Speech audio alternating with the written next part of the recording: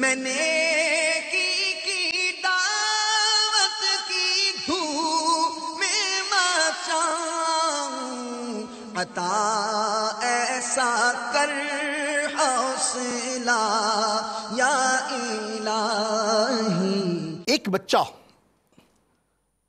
حسب معمول اپنے گھر کے صحن میں کھیلنے میں مصروف تھا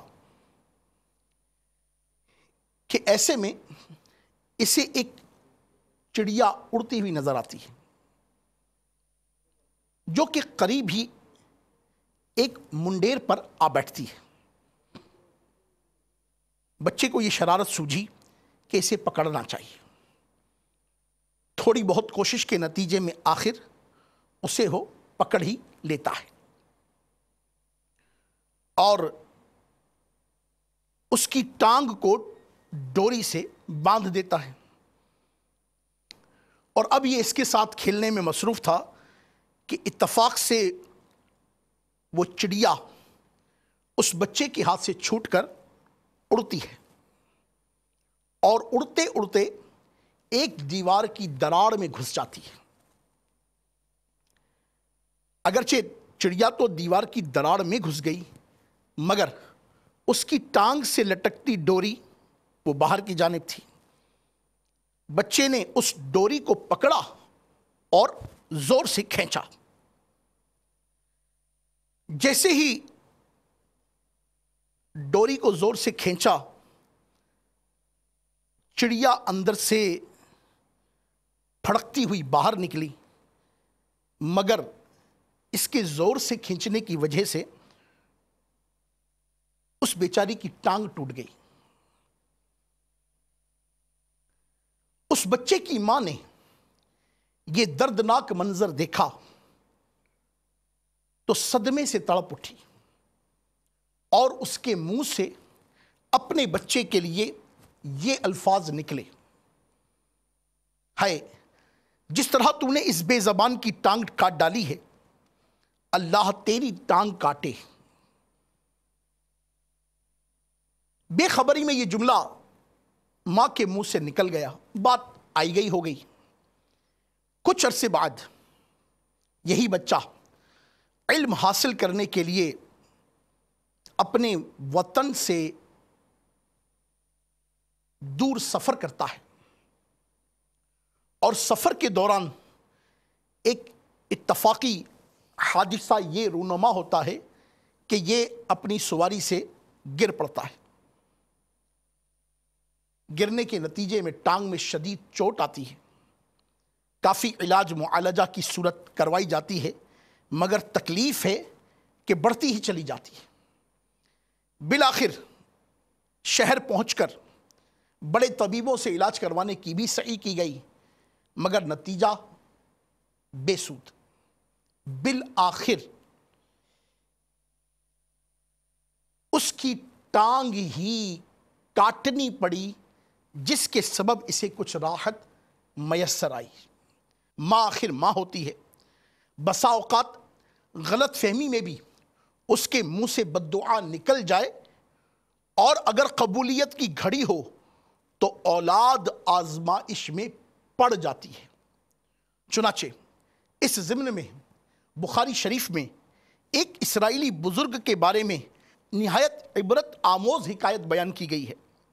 چنانچہ سلطان دو جہاں سرور ذیشاں صلی اللہ علیہ وسلم کا فرمان عبرت نشاں ہے کہ بنی اسرائیل میں جرح نامی ایک شخص تھا۔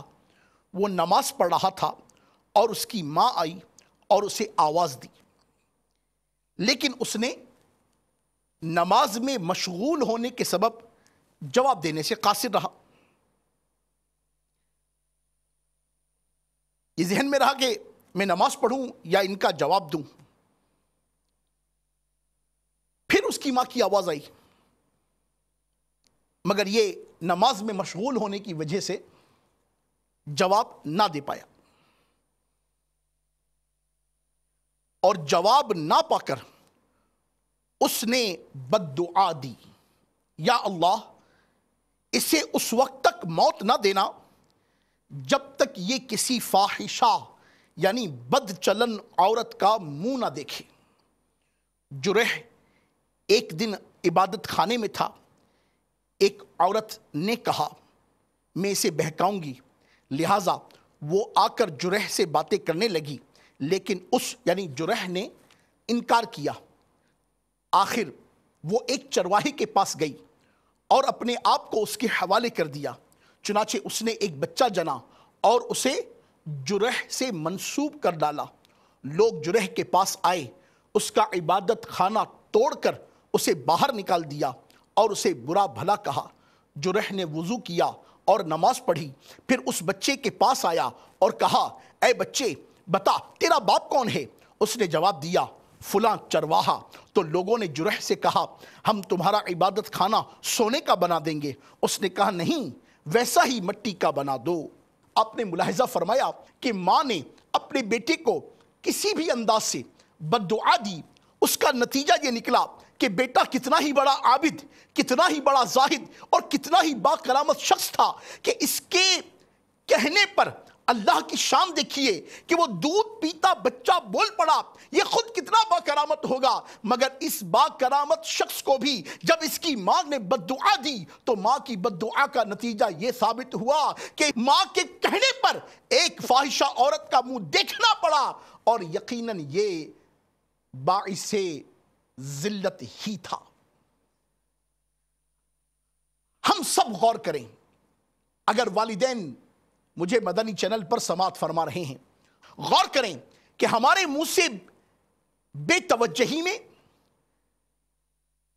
بے خبری میں،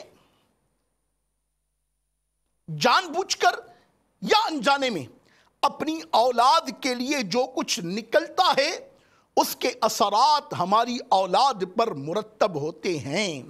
آئیے میں آپ کو ایک اور عبرت انگیز بات بتاتا چلوں. چنانچہ منقول ہے کہ ایک شخص کو اس کی ماں نے آواز دی، لیکن وہ کسی وجہ سے جواب نہ دے پایا. اس پر اس کی ماں نے اسے بد دعا دی تو وہ گونگا ہو گیا. اللہ اکبر، اللہ اکبر. ماں کی پکار کا جواب نہ دینے والا جیتے جی گونگا ہو گیا. ماں کی پکار کے جواب نہ دینے والے کو فاحشہ کا منہ دیکھنا پڑ گیا. ماں کی بد دعا پر ٹانگ کاٹ دی گئی. اللہ رب العالمین عز و جل نے انہی ماں باپ کی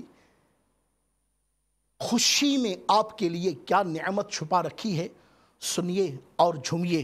چنانچہ اللہ تبارک و تعالی عز و جل کے پیارے محبوب صلی اللہ علیہ وبارک وسلم نے ارشاد فرمایا ماں باپ کی دعا اولاد کے حق میں کس قدر قبول ہوتی ہے. اگر والدین ناراض ہو کر بد دعا کر دے تو وہ بھی مقبول ہے. لہٰذا ماں باپ کو ہمیشہ خوش رکھنا چاہیے کہ سرکار مدینہ صلی اللہ علیہ وسلم کا فرمان عبرت نشان ہے ماں باپ تیری دوزخ اور جنت ہیں.